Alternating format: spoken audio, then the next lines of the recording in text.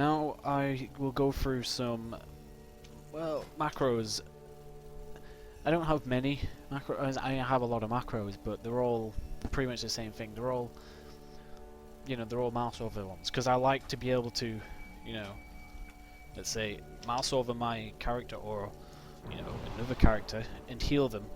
Or you can do it the same for grid. You can mouse over the grid. I guess if you don't have grid, you don't do that. But you can mouse over it. That means I can always target the tank. So I can always see when.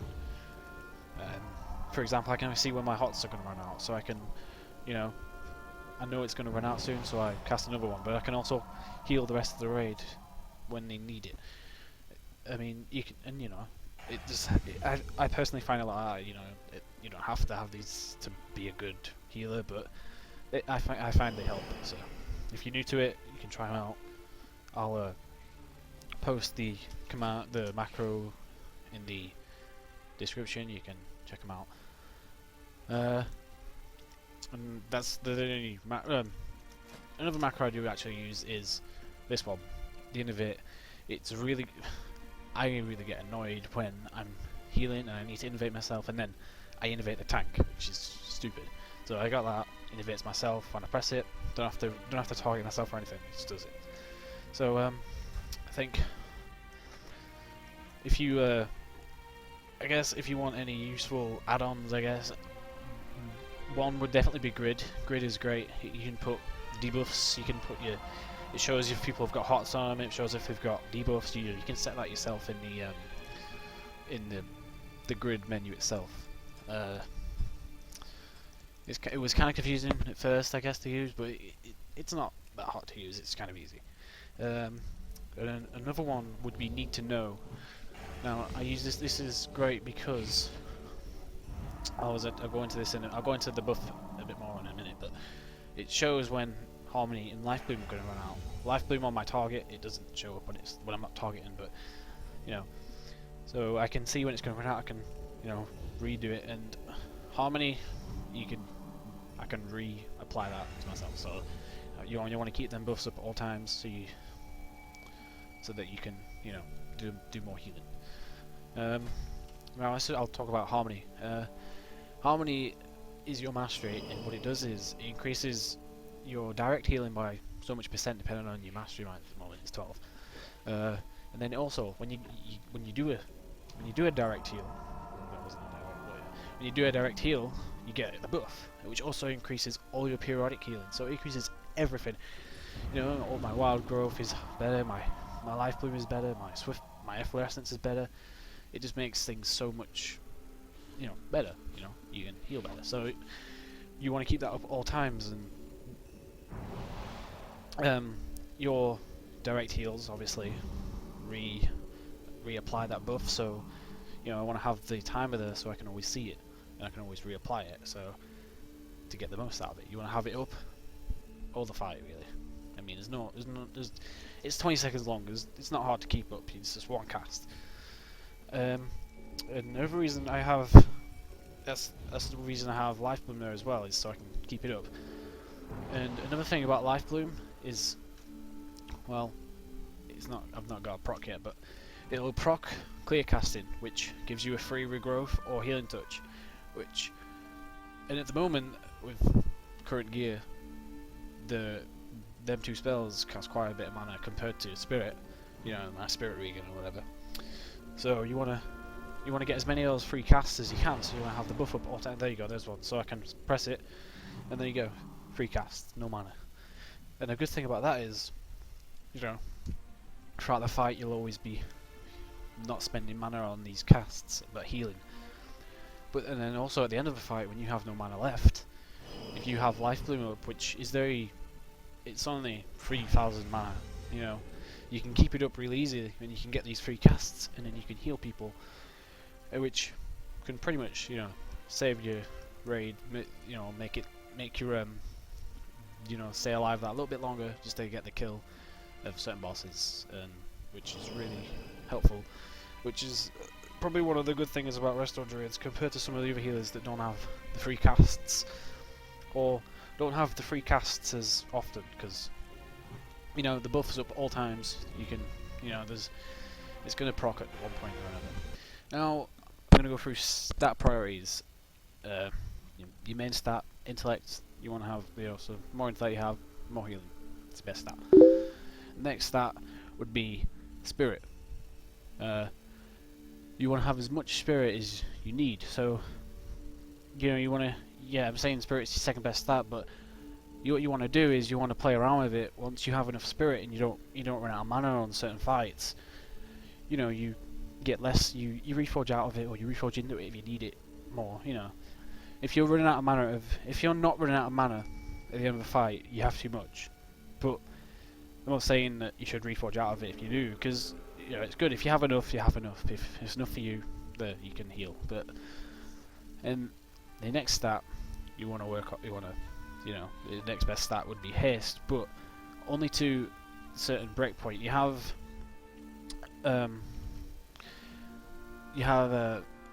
haste breakpoints where your heal over times do more, you know, ticks. So at 12.5%, you get an additional tick of rejuvenation and tranquility, which is amazing, because tranquility, well, I'll talk about cooldowns later, but tranquility is really good. Rejuvenation is you know, your best heal probably, and you also get an additional tick of Lifebloom and Wild Growth, which helps. Well, the Lifebloom one isn't amazing, but it's there. The Wild Growth one is good because for AoE healing, and then the rating you need to get this percent would be 3039, but you would need the 5%, you know, spell haste buff from a Boomkin or a Shadow Priest, or I think a Hunter Pet gives it you. I'm not entirely sure, but I have a Boomkin in my raid, so I have the buff. At the moment I'm at 10.15%, so I'm not there without the buff yet, but I'm close. I'm at 4,300 rating. It's kind of hard with the blues, but once you get more raid gear, you know, once you get raid finder gear, you'll probably have if you don't do normal modes yet, you'll have easily enough haste to have you know, you have easily 12.5%, and then the next one would be at 21.4%. when you get another tick of Wild Growth, Lifebloom again, and you also get an additional tick of Regrowth, which might not be useful, depending on if you have the glyph or not. But that probably won't be achievable until maybe Heroic Gear, next tier. I'm not sure yet. I haven't really worked it out. But what rating you need that is at 9,109 without the haste buff. With the haste buff, it's only 6,652. So you can probably easily make that 6,000 rating, but you'll need the spell buff, obviously. But then once you have, you know, once you have enough spirit, once you have enough haste, your actual best secondary stat is mastery. Mastery it just increases healing, increases hots, and it just makes everything so much better. But you need to get the haste breakpoints first. You need to get to that rating, or else, you know, it's less healing output than having the mastery. You know, my hots without it, so 11k tick, or almost 12k, and then I do that, I get the harmony buff, and I'll use it again. It's 13k ticks. It's only 2k more, but imagine having 2k more healing on everybody. You know, it's not just that; it's on every hot. So you have, you know, I have my efflorescence, I have my wild growth, and I have my rejuvenation, and so everything's, say, well, it's 12% better at the moment. But let's say in raid gear, maybe I'll get that up to 20%. So everything's 20% better than if you don't have that buff up. So you keep that buff up, and once you have the haste and the spirit, you'd want to try and get a mastery. And alright, now I've gone through the stats. We'll go through some of the cooldown, the other moves you have, the non moves, the cooldown sort of moves, you know. So you have tranquility, which you know, it heals 5 nearby lowest lowest health party members, and it also gives a hot to everybody, and it stacks up to 3 times, which heals after the cast is finished. So you know, I use it. It also increases with mastery, which I don't have the buff up, but you know, it's ticking 25k.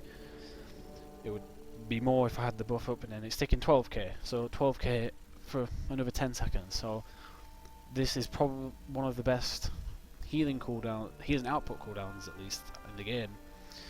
But compared to something like Spirit Link or Barrier, it's not as good because they reduce the reducing damage is better than healing it, but it's still a great cooldown.